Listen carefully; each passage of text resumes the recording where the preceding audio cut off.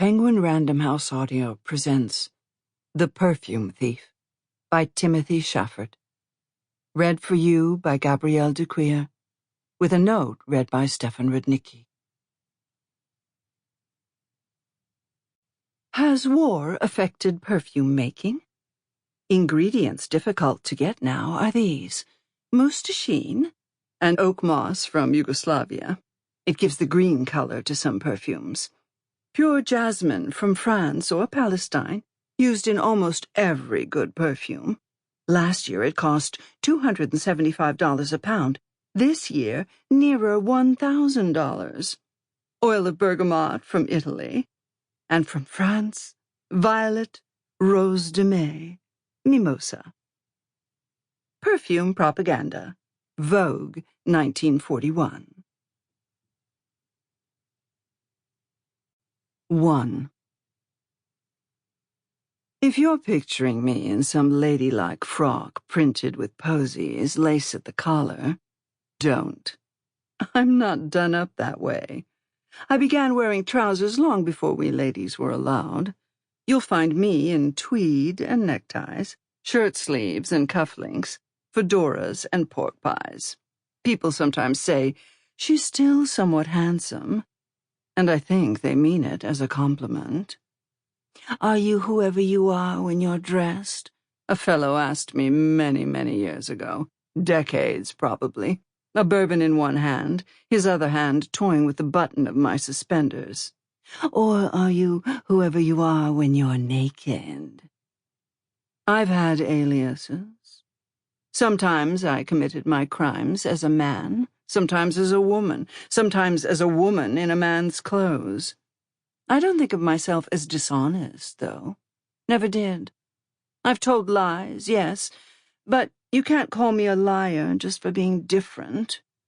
I'm an actor, if anything. I'm none of those people I pretended to be. Or, better yet, I'm all of them. And I have a good heart. And I'm a damn sight kinder than most of the saps I've snookered. When I was famous for a time, I'd be doing you a favor to filch your fine goods. People practically begged me to fleece them so they could boast of it. They'd pay me double the worth of whatever I took, just for the bragging rights.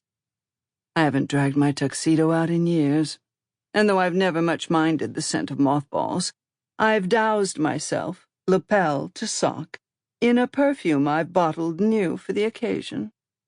The pretty powdery stink of fresh-plucked mimosa smuggled up from the farms south of here, from the unoccupied zones, snuck right past the border by my underground spice merchant.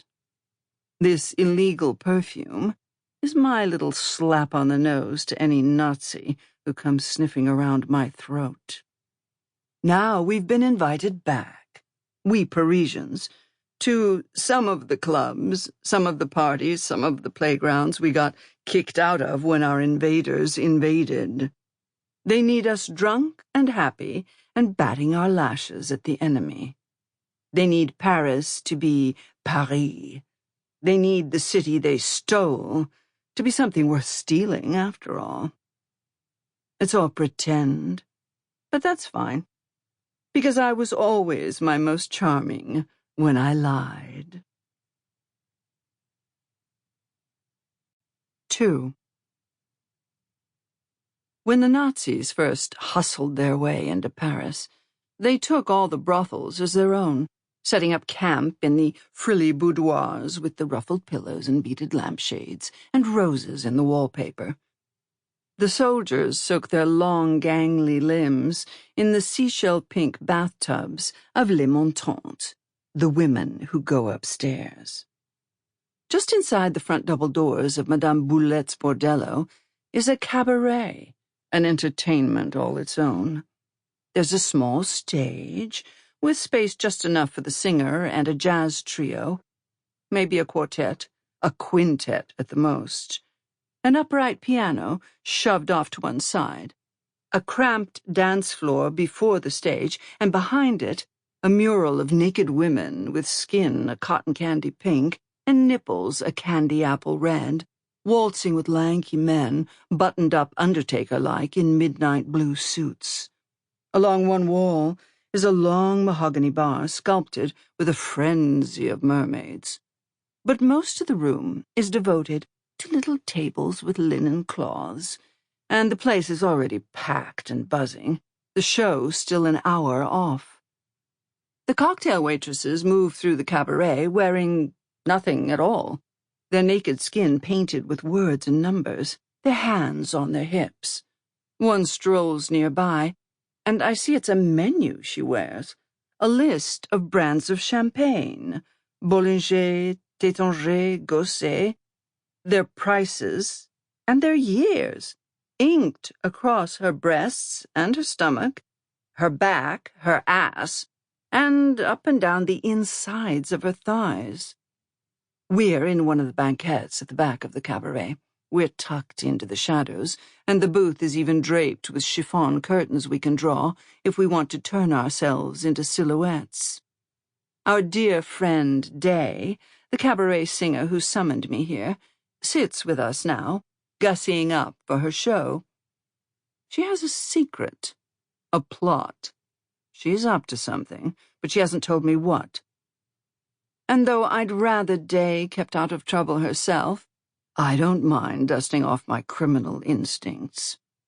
She's pinching her fake eyelashes onto her eyelids, leaning in to look in a hand mirror she's propped up against a vase of felt flowers, a raggedy clutch of daffodils. "My first job when I got to Paris was doing exactly what I'm doing right this minute," she says. "Can you believe it?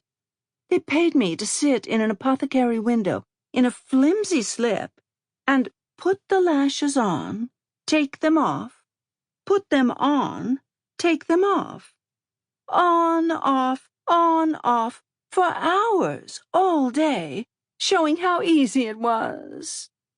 On, off, on, off, on, off, she trills along, singing it to an invented tune, flapping her lashes frantically, testing them, making sure they're on tight. Day and I didn't run when we should have, when we Americans would have been wise to leave Paris behind. We've too long considered ourselves exiles. Day came to Paris to become a devoted expatriate when the city's clubs so embraced black performers and the jazz songs she sang. She even had a popular tune in 21, when she was 21. Where were you when? Her voice mournful and girlish both. Everyone heard in it a sweet grief for all the world's war dead. Her father had been Nigerian, a sailor on a whaling ship, and her mother an Irish can-can dancer on the San Francisco wharf, and, oh, how they loved each other, and anybody who didn't like it could go straight to hell for all they cared. Day has told us that story more than once. She says she's been singing since birth, that she left the womb cooing a love song to her mom and pop, then took to the stage when she was only 12 and a half. In America, she could pass for white when she had to sing where she wouldn't be allowed otherwise. With the Nazis banning jazz willy-nilly all through Paris, she's back to passing. And she makes up her own songs. She's heard of people getting arrested just for singing American Swing on a street corner.